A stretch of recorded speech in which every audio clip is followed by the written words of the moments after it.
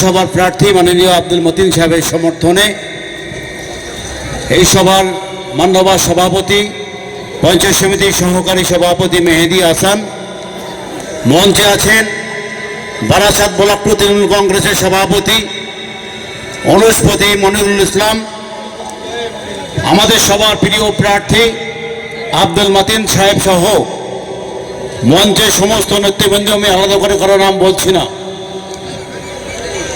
আমরা শেষ প্রহরে অনেকটা অভিষেক শর্মার ঢঙে আজকে স্লোক ওভারে উত্তেজক ব্যাটিংয়ের মাধ্যমে প্রমাণ করলাম বারাসাত ব্লক তৃণমূল কংগ্রেসের যে ধারা রাজনৈতিক ঢং পাল্টায়নি। এই মাঠে আবার নতুন করে প্রমাণ করে দিলাম মানুষের এই প্রচুর মানুষের সমাগমে। আমরা সবাই জানি, আমার অনেক পূর্ববর্তী বক্তার মাধ্যমে বলার চেষ্টা করেছেন, ইন্ডিয়ান সেকুলার ফ্রন্ট সহ অন্যান্য কম শক্তিশালী দলের প্রসঙ্গে আমি বরং একটু বলে দিই, যদি আইএসএফ প্রার্থী দিত শুধু 24 পরগনায়, তাহলে তারা আরো 4টি কেন্দ্রের প্রার্থী দিতে বাকি থাকতো। 29টি জায়গায় প্রার্থী দিয়েছে গোটা বাংলার বুকে, আর শুধু 24 পরগনা সিটের সংখ্যা 33। স্বাভাবিক এইরকম জেলা ভিত্তিক একটি রাজনৈতিক দলের সম্বন্ধে আমার মনে কম শব্দ খরচ করার শ্রেয়। আমি বরং বলি, এই নির্বাচনে দিনের শেষে আমাদের প্রতিদ্বন্দ্বী দলের নাম বিজেপি। তাই বলি, এই লড়াই শুধু রাজনৈতিক লড়াই নয়, এই লড়াই উগ্র হিন্দুত্ববাদের সঙ্গে ধর্মনিরপেক্ষতার লড়াই। এই লড়াই 8 শাড়ি পরে সারা গ্রাম বাংলা ঘুরে বেড়ানো মহিলার সঙ্গে 10 লাখি শুট পরা ওই প্রধানমন্ত্রী। আমরা মনে করি এই লড়াই ঝোলা কাঁধে নিয়ে ঘুরে বেড়িয়ে বাংলার আপামাত জনসাধারণের প্রতিশ্রুতি পূরণের সঙ্গে ধাক্কা নিনাদের বাংলার মানুষের সঙ্গে প্রতিশ্রুতি ব্যর্থ নরেন্দ্র মোদীর লড়াই। আমরা বলতে চাই, এই লড়াই বাংলার খেটে খাওয়া মানুষের সঙ্গে ওই অভিজাত শ্রেণী বিজেপির এলিট শ্রেণী মানুষের লড়াই। আমরা এই লড়াই বলতে চাই, বঙ্গ সংস্কৃতির সঙ্গে বাংলা সংস্কৃতি না জানা যোগী আদিত্যনাথ অমিত শাহের লড়াই।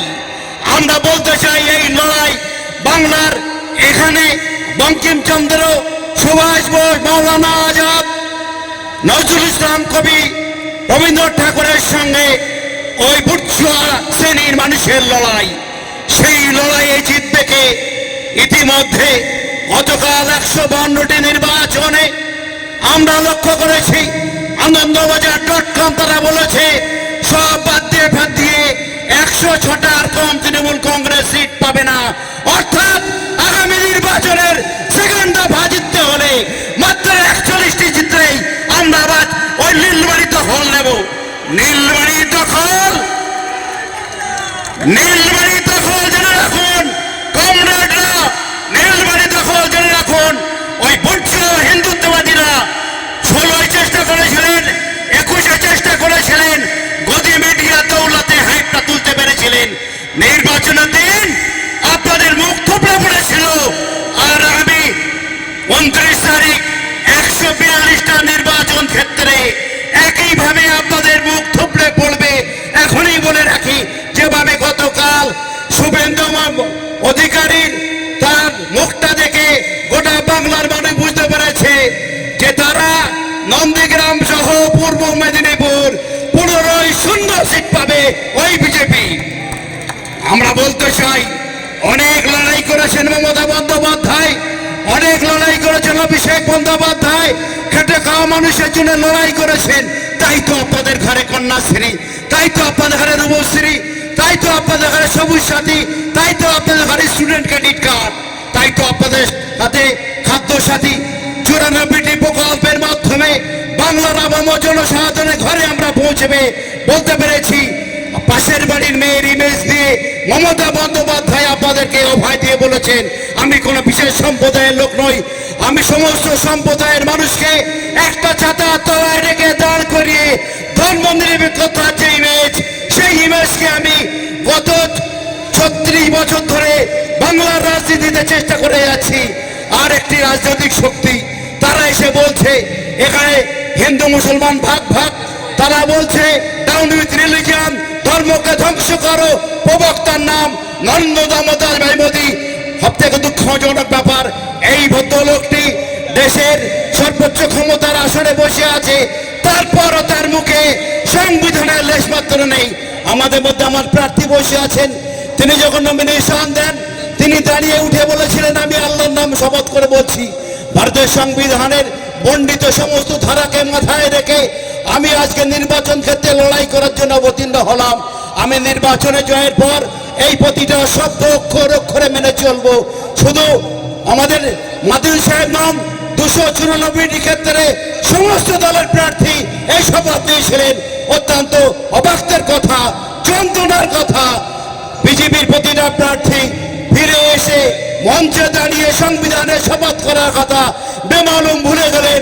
আরো দুঃখের ব্যাপার, যারা এখানে আমাদের গডফাদার হয়ে আছে নির্বাচন কমিশন, তারা কিন্তু বিজেপির এইসব জিনিসকে ফলো আপ করছেন না। প্রতিটা ক্ষেত্রে আমাদের বিরুদ্ধে গর্জে উঠছেন। তাই আমি বক্তব্যের পরিশেষে বলি, আমাদের সাধারণ নির্বাচনে 77 থেকে 82% সাধারণত ভোট পোলিং হয়। আমার এবার দেখলাম 93-94% ভোট পোলিং হয়েছে।